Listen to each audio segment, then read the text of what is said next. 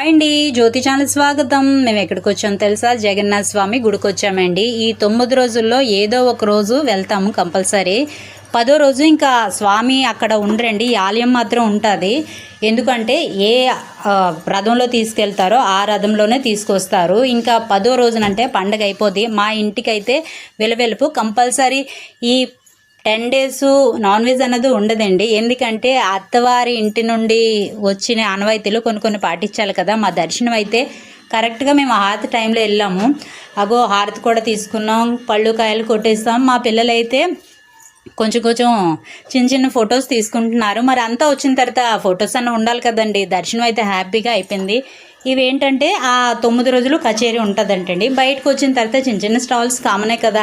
ఎంత కామన్ అయినా అవి ఎన్ని చూసినా మనకి అవి కొంటూనే ఉంటాం. మా దర్శనం అయితే హ్యాపీగా అయిపోయింది. ఇది అయితే రథం అండి, స్వామివారిని తీసుకెళ్ళడం రావడం ఆ రథంలోనే